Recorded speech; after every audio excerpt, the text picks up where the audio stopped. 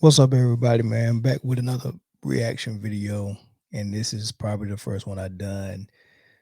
Sure, it's been 3, 4 months, I think, maybe longer than that. Maybe longer than that. I've been busy doing the podcast, so you can check that out as well. Um, been busy doing that. Haven't been doing a lot of reaction videos, but I've been seeing, suggestions come up, and I've been meaning to get to them, so I'm gonna get to one of them today. And this one was suggested to go and check out and do a reaction video to it. And to be honest with you, I like doing these videos to kind of remind me um, of kind of the '90s and stuff like that. You know what MJ brought to the table and all that. But then again, I kind of don't like to do the comparisons and MJ and LeBron's because I really kind of made up my mind. Really kind of made up my mind on that on who's the better player and all that good stuff, man. But since we all like basketball, I do it anyway, man. So let me check this one out. Haven't seen it yet. Uh, Hope it's good, man. So uh, let's go ahead and get started.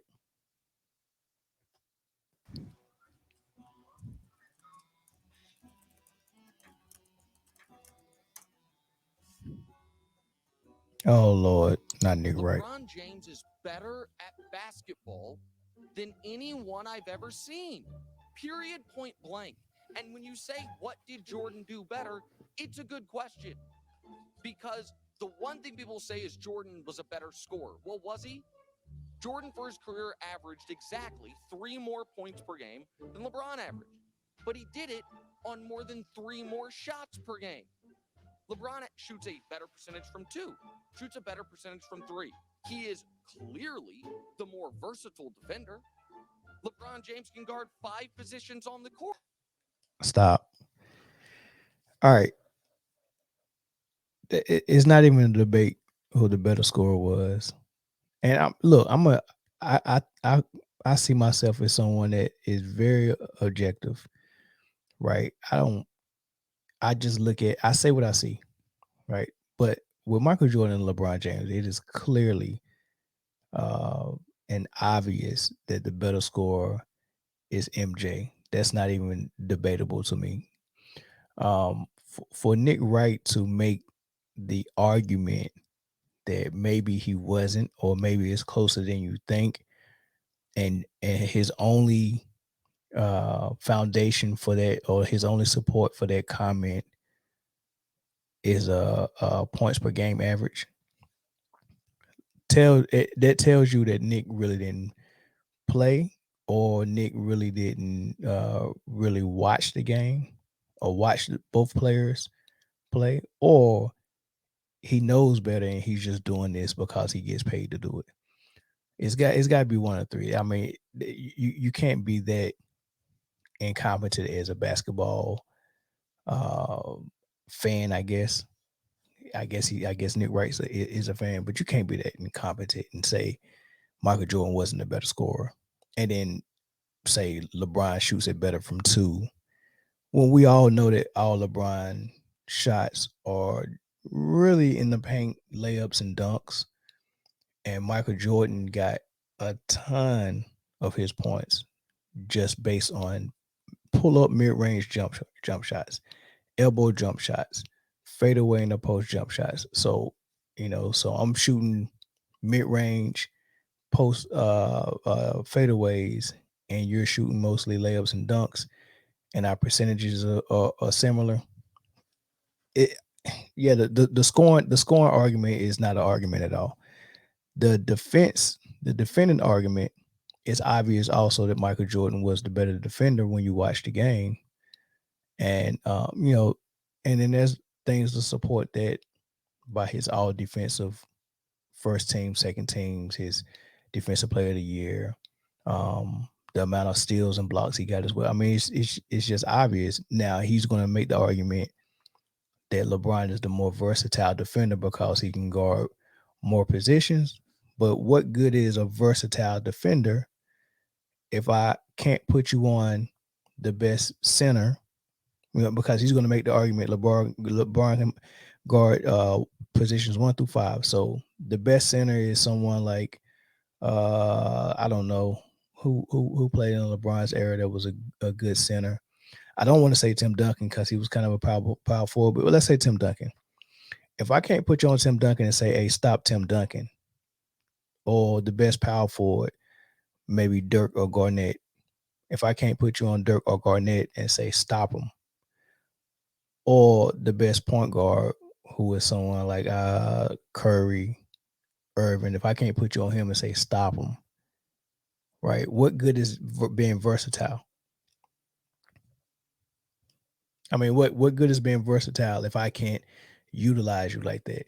If you're being versatile and saying, "Oh, he can guard Tiago Splitter," who can't guard Tiago Splitter, right? So these are the arguments he's making because we've seen LeBron switch and get on the big, but it ain't never the ones that need to be stopped. Yeah, you can block Tiago Splitter's dunk in the finals and make it look real good, but that don't make you the better defender. We know who the better defender is, and that actually ends the argument because when it comes to basketball, you got two ends of the ball, offense and defense.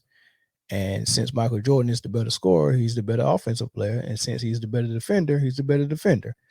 That's the whole game. There's nothing left. There's no special teams. There's nothing left. It's just offense and defense, and Michael Jordan was better at both. But when you make that argument and just start trying to throw stats out there, you're taking away the ability for someone who actually played ball to point out some of the nuances of the game and talk about how good a person's footwork was in the post versus someone's footwork being robotic, or how textbook and fluent someone's jump shot was versus someone who looked robotic and had bad mechanics and who mechanics changed and who switched their free throws up almost every other year because they could never get it above 73%. Those type of things. That the better basketball player is MJ. But let's go. Listening to Nick Wright talk about LeBron James, it hurts my head to be honest. No, it's not because I hate LeBron. No, it's not because I'm your typical run of the mill old head who thinks Michael Jordan is Jesus. But it's because Nick says a lot of things that sound good when nobody on the panel takes the time to correct him on things he's clearly wrong or biased about. Right. He he went to a team that was not a playoff team and made him a champion. He left that team and they missed the playoffs. So you're just gonna ignore every other factor that led to Miami missing the Thank you. playoffs that year? All right, cool. See, I can tell this is a good video already. I hate that argument that he when he shows up to a team they're contender, when he leaves a team they're in a lottery. When no one ever points out when he shows up to a team, or let's just take he left Cleveland the first time, went to Miami. He showed up to Miami and joined with Wade and Bosh and some other people that I can't even remember, but maybe Mike Miller was there that first year. I don't know. But he's not showing up by himself. He's showing up with other stars or superstars and other good role players. Then he left Cleveland and went to left Miami and went back to Cleveland and showed up with Kevin Love to join with Kyrie Irving, right? And same thing, he went to the Lakers, and of course they didn't make the playoffs until he got Anthony Davis and some more help, Danny Green and all these guys, and he's showing up with people, and then when he leaves, those people typically are leaving as well. Coaches are getting fired. We'll see if he covered it. I'm not about to have a roasting session of Nick Wright, and honestly, I'm not even going to take the time to correct everything he says because B Sauls actually did a good enough job on that a while back. But what I am going to do is inject some simple but needed common sense into this whole MJ LeBron argument. This is really the simplest argument you're ever going to hear, and I don't know why it never comes up. Do you know what else never comes up? This awesome app that you've definitely never heard of that can help you get a front row seat to see players that haven't caught Michael Jordan yet. SeatGeek app pulls tickets from all over the web and has them in one place, so buying is really easy, and it also assures you're going to be getting the best value for your ticket. While you're doing your search, each ticket is ranked with a score from 1 to 100 that lets you know if you're getting a good deal or not for your purchase, and on top of that, it gives you a detailed view of what you would see from your seat if you were actually there. If you're interested in downloading this app, the links are going to be in both the comment section and highlighted in the description. If you're still on the fence, consider using my promo code DOM2K to get $20 off your first purchase. This is the app I used when I went to the Warriors and Magic game last season, and it made the whole process really simple, so I definitely recommend this for you. Okay, so let's wipe the board clean here. I'm just going to show you some really simple concepts that involve logic and math. And on top of that, until we get to the end, I'm not even going to mention championships once. I am going to Okay. mention them, but by the time I do, I have a feeling they won't be necessary to cement what I've already said. There seems to be this group of people out there that just want rings to go away when comparing their favorite players.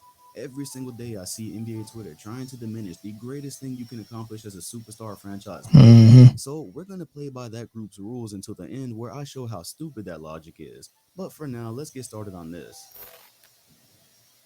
Depending on when this video comes out, LeBron James is roughly 25 games away from completing his 15th year in the NBA. That's significant for this video because by that point, he will have played the same amount of seasons as Michael Jordan, giving them a nice and easy basis for comparison. Okay. Of course, there's the fact that he's already played more total regular season games than him, and the fact that the remaining 25 games really aren't going to change anything I have to say. Starting from the top, Nick Wright had some snarky attitude about MJ being the better scorer than LeBron, and then he even questioned that because of MJ attempting 3 more shots per game in his career. Okay, well, I don't know much about math, but I don't need to know much to understand these basic numbers. The fact that LeBron hasn't finished his 15th season yet is pretty irrelevant here because he's almost an entire 2,000 points behind Jordan as we speak. Mm. Same amount of time, more games played, and close to a 2,000 point difference. But that's not the best part about that. Do you know when Michael Jordan scored most of his 32,000 points? In the 11 seasons with the Chicago Bulls when he Right. wasn't coming back from retirement or a broken foot. So if we do the math on that, in 11 seasons, Michael scored 28,412 points. That's very close to the total amount of points LeBron James has in 15 total seasons. And by the way, these are just numbers. This doesn't account for Michael being more technically sound, having better Right. footwork, a better Right. back to basket game, a better Right. mid range game, having mastered the fadeaway.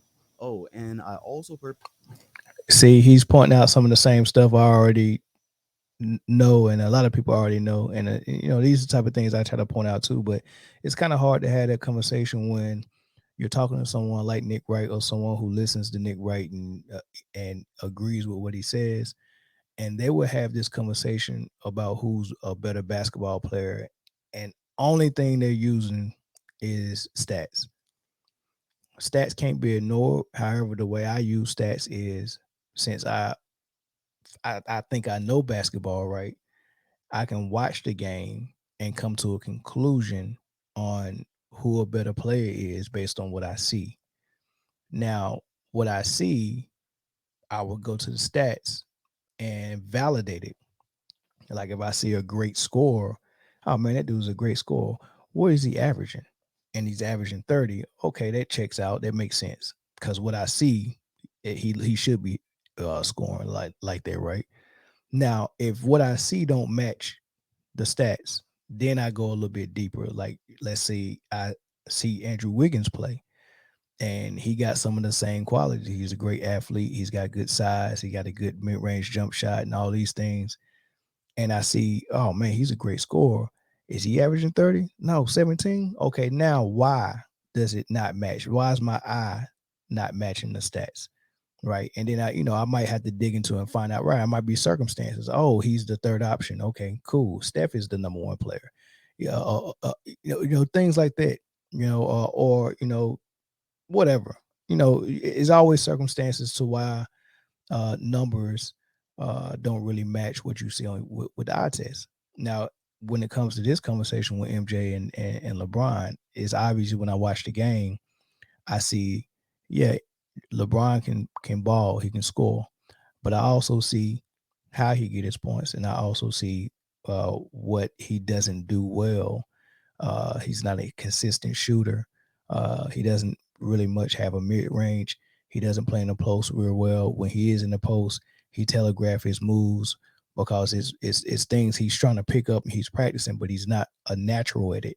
Right? He hasn't mastered it, which the guy from the video mentioned mastering things.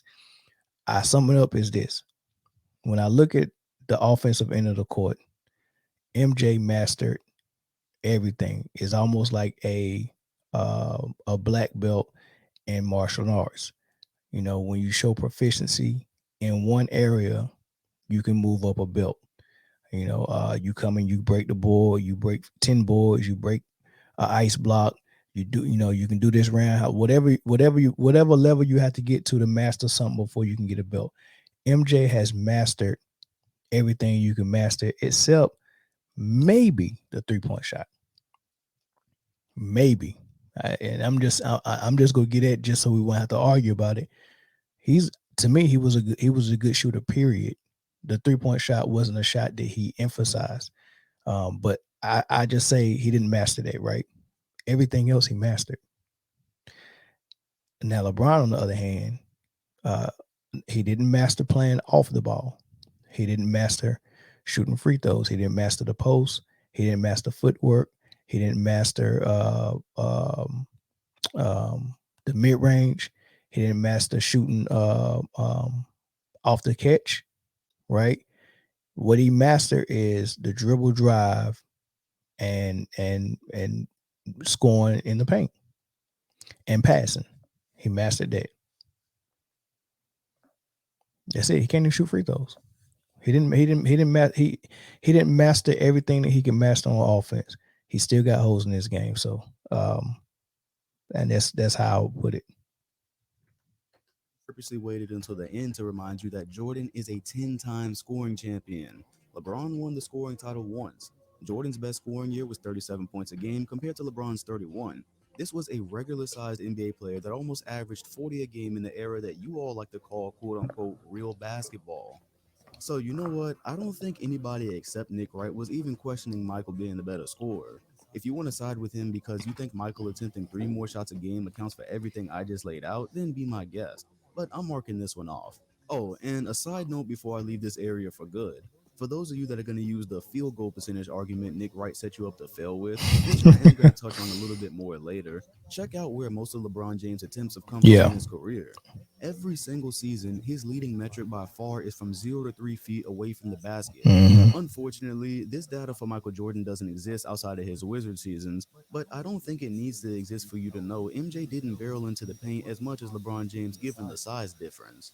Given that you'd probably know that, this 6 tenths of a percentage point that separates their career field goal percentage shouldn't mean jack shit. And the fact that I've heard Nick Wright just try to gloss over this like LeBron was just so much more efficient than Jordan, again, those are just the things that hurt my head. Let's move on.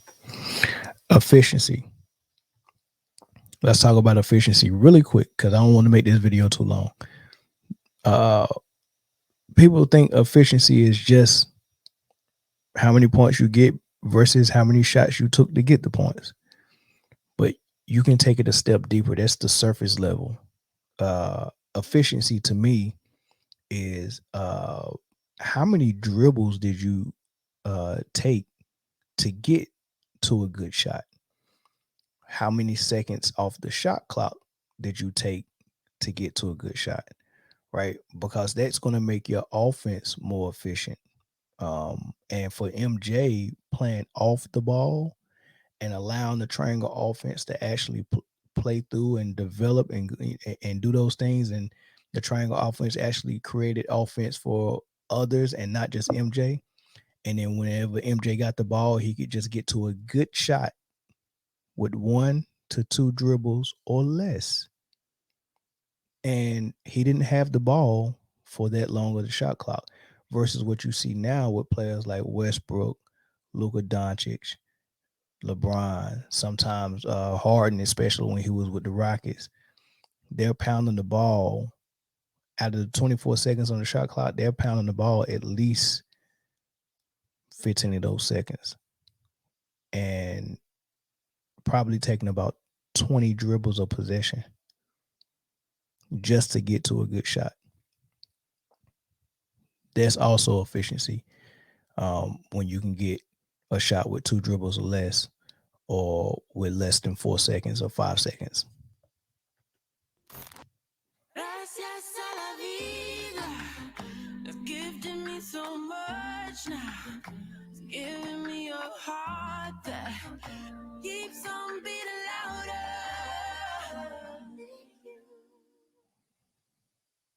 Okay, so now we're going to get onto the topic of defense. Mr. Wright actually did have a point about LeBron being a more versatile defender. I mean, he's bigger. His size has allowed I think I already covered that. Let's see what he say about it. him to guard real fours like Pau Gasol occasionally. Although I don't think I've ever actually seen him take on a legitimate center for any good amount of time. All this talk about him guarding all five positions, but would you have wanted him down there with Dwight Howard in 2009?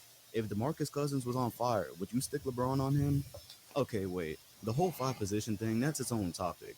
Yes, LeBron is more versatile, and in today's small ball game, you could technically let him guard anyone in most situations. But how many times do we need to go over the facts that versatility does not equal better? Technically, Draymond Green is one of the league's most versatile players. He can guard almost any position, he can pass well, shoot the three ball, ruin your chances at parenthood. You can find more uses for Green than a lot of players, but he's still not better than. So, bringing it back to MJ and LeBron, I'm struggling with this for a few reasons. First off, Michael Jordan has a lot more steals than LeBron in the same amount of time, 2,514 versus 1,835. That gap is not closing before the season Wow, that's a lot. I didn't even know that. ends unless LeBron turns into LiAngelo Ball. So again, there's no need to wait and compare for that. Along with leading the league in scoring 10 times, Michael also led the league in steals 3 times. How Hmm. many times did LeBron do that? None. Zip. Zero. Michael has a Defensive Player of the Year award. Let's check. Nope, LeBron doesn't have that. Michael has 9 defensive first team selections. LeBron has 6.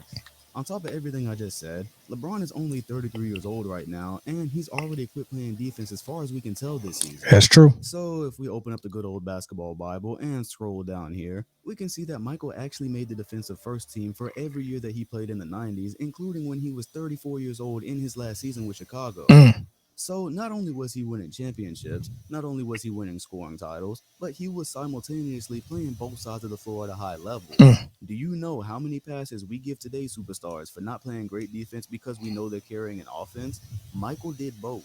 There was no such thing as a Jordan led squad being the worst defensive team in the league because the tone he set wouldn't allow it.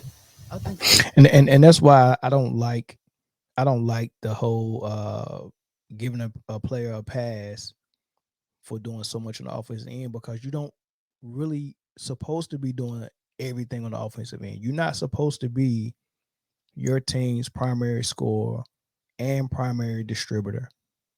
Like that makes no sense. Like I mean, it really does not make any sense, man. How you gonna take the two top roles in the offense and give everybody else scraps? That means you're gonna have to get players that just are okay with just having scraps. Like if you're gonna do everything, what am I gonna do? Just catch and shoot and set screens for you? No.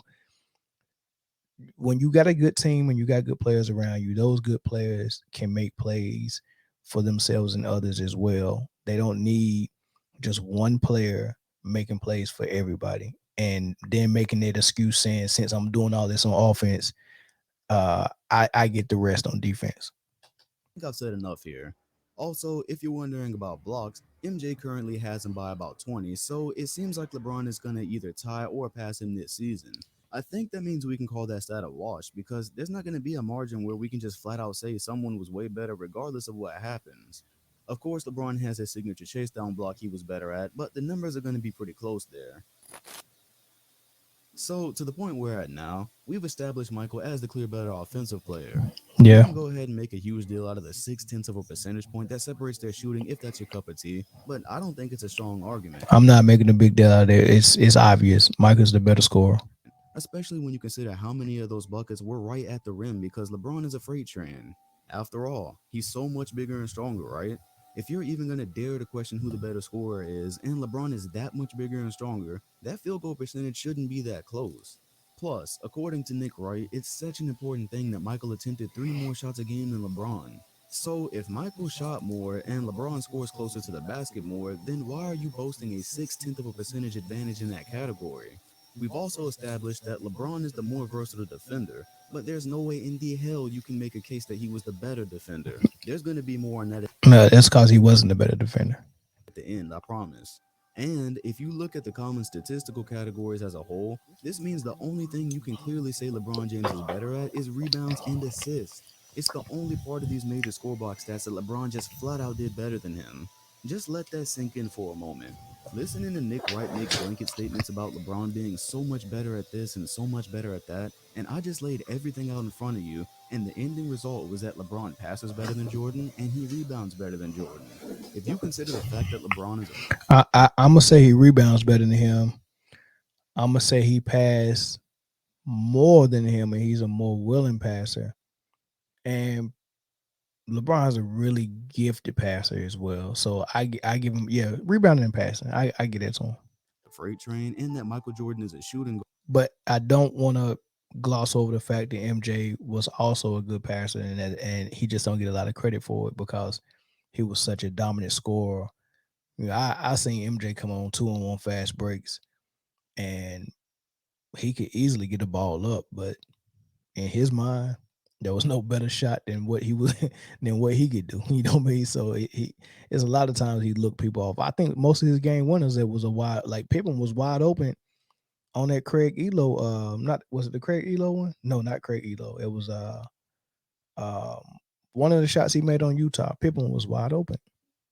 The right play would have been to pass it, but why would I pass up a shot and give it to Pippen in the on the arc for a 3 point shot, and he's not a 3 point shooter. Number one, number two is I don't think nobody has practiced hitting these type of shots more than me, and I'm speaking for Michael Jordan. That's probably what he's thinking. Who has practiced these clutch moments more than me, and who's up for the moment? And on top of, if I miss, then everything gets to be my fault. If I pass it to Pippen and he miss, I don't know if I feel comfortable with him catching all that heat in the media, and then I have to go and play with this dude the next game. So guard where playmaking isn't exactly in the job description, then doesn't it make sense that James is better at those things anyways? Let's keep going. Actually, before we do that, yeah, LeBron supposedly has more range than Jordan because he shoots 1.6% better from threes. But if you're a Nick Wright fan and agree with his logic so much, then let's do a little math on those 3 point attempts MJ never got to take. You know, since his 3 shot attempts per game was such a big deal, LeBron has taken more than twice as many 3 pointers as Michael in these same 15 years, and he's made barely 1,000 more. So Mike made 581 out of his 1,778 attempts. If you did the math to adjust for errors and gave Michael the green light to shoot 3 pointers like everyone else today, according to the percentage he shot, he would have ended up with around 1,452 3 pointers, which is barely less than what LeBron has right now. But if you listen to Nick Wright, he'll have you thinking that LeBron is just a superior shooter from there because his 3 pointers made are so much higher. It's no, all in the era, people. It's pretty simple. Players are taking way more 3 pointers today than they did even 10 years ago. And again, I'm just using Nick Wright's attempt logic. If you're going to start the question if Michael was the better scorer because he took 3 more shots a game and ended up not even 1 percentage point behind LeBron in efficiency, then I'm going to use that same logic on LeBron taking twice as many threes over his entire career. What is going on? I can't afford streaming anymore, so. Sure you can. State Farm has rates that fit your budget. Oh, good. Because some true crime would be nice. Like a good neighbor, State Farm is there. Call or click to get a quote today. Comparing them up to their 15 seasons, Jordan has 5 MVPs, LeBron has 4. Unless James Harden gets abducted or the Monstars pop up and take his talents, LeBron won't match that this season, and I think this year was the best shot he was going to get at another MVP. So, check. But hang on a minute, I'm not done yet. Take note that I haven't said one thing about a quote unquote team accomplishment yet. We're just going player for player right now, mano y mano. With an equal amount of years in the league, Jordan killed him in personal accomplishments. More points, more steals, more defensive accomplishments as a whole, more MVPs. And now I'm going to dabble into something called killer instinct. I get that this isn't a tangible concept. yeah, I mean, yeah, I mean, yeah, you got to get at the MJ, but I'm not gonna take away from LeBron, and he has proved, and he has gotten a lot better with that quote unquote killer instinct. I wouldn't factor this in. We know it's MJ. We know it's Kobe. We know they both got that over LeBron and other guys. Even Wade got it over LeBron. Even KD got it over LeBron. But I'm not gonna take away from LeBron. Everybody's not built the same.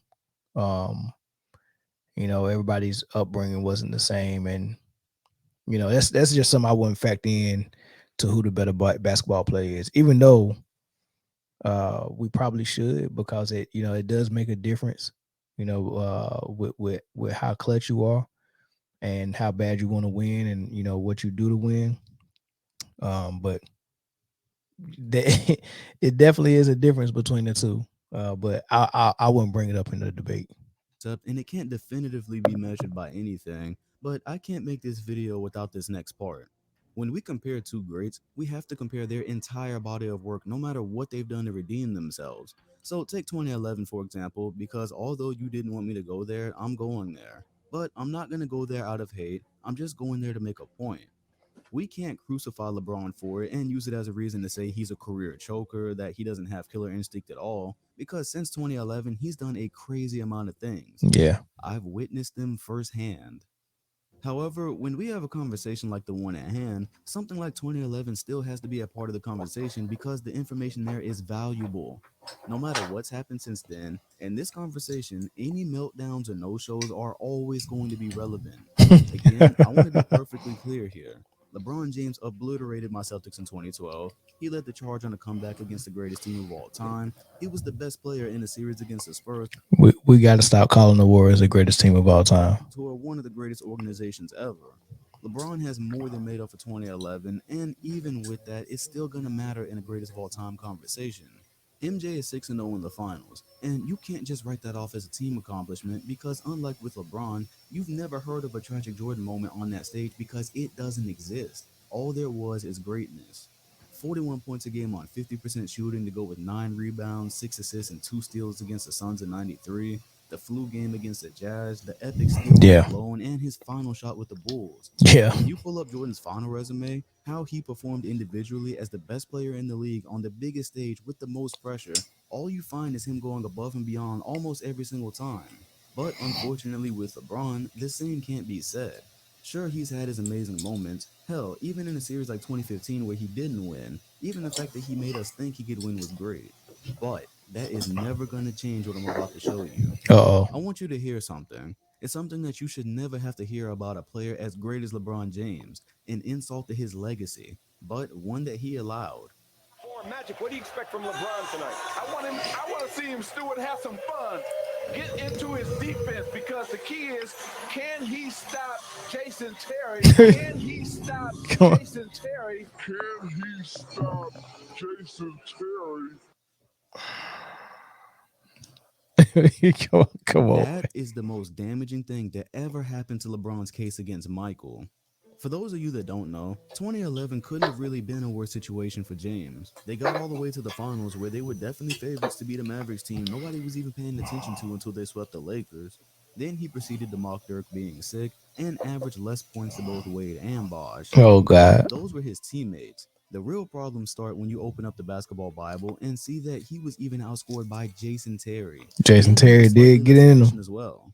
For those of you sucking your teeth in the back, yes, I'm going to be petty about that 0.2 of a point because it was Jason fucking Terry, a role player, a 33-year-old role player who had no business being touted as the guy LeBron needed to stop. And the biggest problems are what the tape shows. Maybe we would have been able to let this go if it stopped at the numbers, but what the He was eating his lunch that whole series. JJ Barrera was as well. tape shows can't be changed. It can't be spun, twisted, or justified like a lot of these stats. Roll the clip. 16th year with the organization. He started as a Oh, no. Oh, come on. Oh, come on, man. Come on, man. Even if you don't get along, there comes a point where you gotta stop. Come on, man. Always confident they can come back. Terry shot early. Just past the midway point of the fourth. Oh, Terry my drives to the God. basket, lights it up. Taylor Wright so many times during these playoffs. Terry the drive was right at LeBron James. Oh. James back on Terry. One dribble. Come on. Touch it. Percentages extraordinary tonight. 56 for Miami. 56 for Dallas. Terry wide open for three. Nowitzki trying to get free. Good ball to Allen. Game line. Shot clock at 5. Terry the drive. Out to Kidd. Kidd for three. It's good. He can guard all 5 positions, though. Nowitzki wants the ball. Has him again. Excellent ball drive. Terry a long three.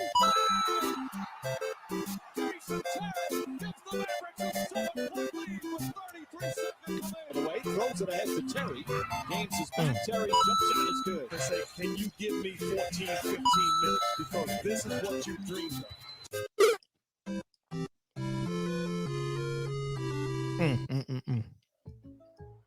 What is going on? I can't afford streaming anymore, so. Sure you can. State Farm has rates that fit your budget. Oh, good. Because some true crime would be nice. Like a good neighbor, State Farm is there. Call or click to get a quote today. Do yourself a favor if you're a LeBron fan. When 2011 comes up in a GOAT conversation, do what Nick Wright did and just take the L. If he can do it, you definitely can. I had a fan on Twitter once try to convince me that this actually wasn't a bad series for James because he averaged 18, 7, and 6. Well, on top of the fact that those just weren't good numbers for a prime LeBron James in the finals, that just shows you didn't actually watch the series. His refusal to take charge on offense, the bad plays at crucial moments, and him getting beat off the dribble by Jason Terry time and time again says everything that needs to be said about that series. Also, this was at a time when LeBron James was being touted as a defensive stopper. The guy everyone credited with shutting down MVP roles just a few weeks before this series started. The reason I went in depth on this case is because it matters in this conversation. Looking at the whole body of work, considering I've already showed you Michael's personal resume, 3. beats This the LeBron's flu pretty game. easily. When you start digging into their postseason performances, the good and the bad on the biggest stages matters. I get it. Rings can't be the only thing used to compare a player because it takes a team to win them. No championship team in history was just one man with no supporting cast. But on the flip side of that, bro, some players are a lot more important to their team's success than others, and those are the players rings really make a difference for. Comparing Steve Kerr, the player, to Russell Westbrook and using rings in the argument is stupid. Russell is a once-in-a-generation talent. Steve Kerr hit three-pointers sometimes. Rings have no bearing on that conversation whatsoever. LeBron and Jordan are two franchise, once-in-a-lifetime players that were each the face of the league. Rings aren't the only comparison for them, but when comparing their bodies of work, rings will carry weight. And especially when one of these guys could have had 4 had he have not crumbled on that stage. So when you compare LeBron and Jordan, two of the greatest players to ever touch a basketball, you can't just say you're not going to count the times they made it to the biggest stages because it was a team accomplishment. In the words of Chris Smooth, how do you compare two products by omitting important features? You don't. Michael Right. Jordan won his first 3 championships with one all-star caliber player. Go look at the rosters. As a matter of fact, for any of Jordan's 6 championships, the only players to actually make the all-star team in any given year was either him or Pippen. But again, go look at the first 3 rosters. From 91 to 93, that was their three-peat roster. None of these guys outside of I mean, let's look at this roster. As much as I like Horace, I like BJ Armstrong. I like them. I watched them play. I like them a lot. But let's be honest. It's Jordan and Pippen, and that's really it. Horace was a good defender, rebounder, and he could score a little bit. He was good.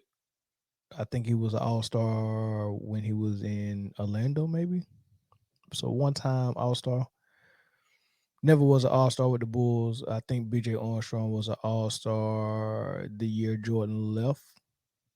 One time all-star. But look at Will Perdue, look at Stacey King, Livingston.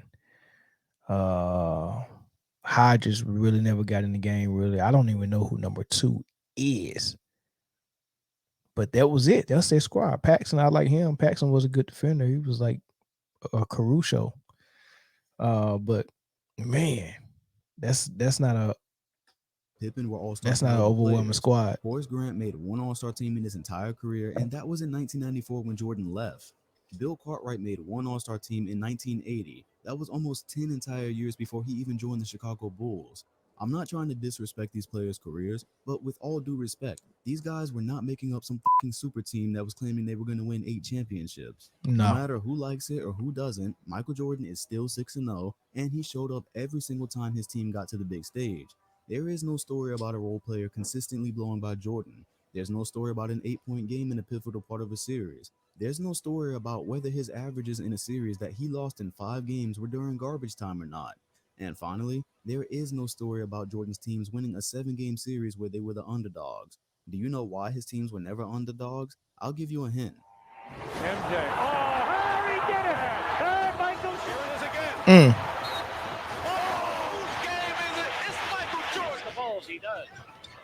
Jordan. He blows by Pearson, jammed it down.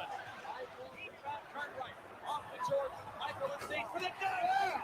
Whoa! What a move by Jordan. It counts. There's the foul. Drive and the reverse. That's ridiculous. So Michael caught it with one hand. From 15 off the board. Talk about an athlete. What a Jordan. Jam from Jordan. That's gonna move by Michael. The Chicago Bulls have won their 6th NBA championship, and it's their second three-peat. That's ridiculous. That's a cold brother. Is that the end? Oh, that's the end. Okay. There you have it. He did make it short and sweet and short and sweet, but he broke it down. He didn't grab a whole bunch of stats. He broke it down to better scorer, better defender. That's the whole game. As let me see if I can stop this.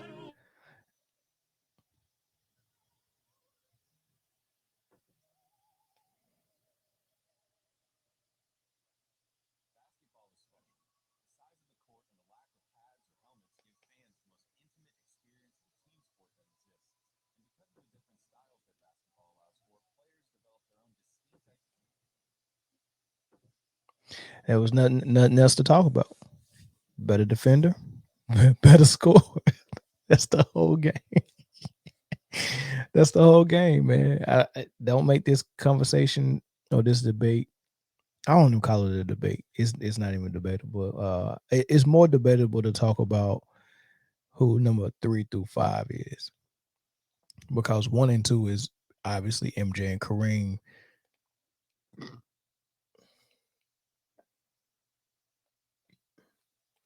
Because 1 and 2 is obviously MJ and Kareem. Whichever one you have, 1 or 2, it doesn't matter to me. For me, it's MJ, Kareem 2, and then 3 for me is actually Kobe Bryant. The closest thing to MJ, who actually, I mean, he matched MJ in a whole lot of ways, and play style was the same. And it's kind of weird to have MJ as your number 1 and not have Kobe somewhere close to it, because they were so close. He was so close to MJ. Like, how do you not put Kobe as a player? I mean, they both were complete players with no holes in their offense. That was complete, right? That's how I judge it. I'm watching the game. I'm seeing how complete a player is. I'm seeing how much of the game he mastered. And Kobe was a master at almost everything. Defensive end, offensive end, he mastered it. And LeBron just haven't mastered as much. Now, what LeBron did master, he made the most out of it. Being a fierce driver to the hoop and a very unique passer. One of the best passers we had in the league. And he made that work. Yeah, I'm going to go to the well with it. I'm going to make it work. And he did that. Got to give him his credit. But I got Mike, Kareem, Kobe ahead of him. And then with 4 and 5, you want to start talking about Wilt, LeBron, Bird, Magic, and maybe even Russell. But Russell to me was just the greatest winner. He also was obviously a great player, but not top 5 for me. Not like I watched him play and was like, shoot, I've never seen anybody better than him. That's not what you're going to get from me talking about Bill Russell. But what I will say, I'm going to acknowledge how great he was and what his accomplishments was. 11 rings, that's crazy. 7 in a row, right? So you got to give him his credit. Same thing with Brady. I don't think Tom Brady is the GOAT, but he's the greatest winner we've ever had in the league, right? There's several quarterbacks better than him at the position of quarterback. Aaron Rodgers better than him. Peyton Manning's better than him. Joe Montana's better than him. But he was the greatest winner. Circumstances um, was a big factor in that. The difference between Brady and Jordan is that not only was Jordan a great winner, not obviously as great a winner as Bill Russell was, but he was a great winner, but he was also the best player and the most complete player. You can't say that for Brady. Brady is a great quarterback, but his attributes that he brings to the table as far as the GOAT conversation is really how much he won. It's not how good he was, because it's, he he's probably top five of quarterbacks if you talk about who the better quarterback was. I can only put Montana. I can only put three ahead of him, so I got to make four. And then I don't even have a quarterback as the GOAT of football. For me, it's Deion and Jerry Rice, Jim Brown, Lawrence Taylor before any quarterback. But yeah, anyway, that's the video. It was kind of long. Let me know what else video you want me to do, and I'll do it. Peace.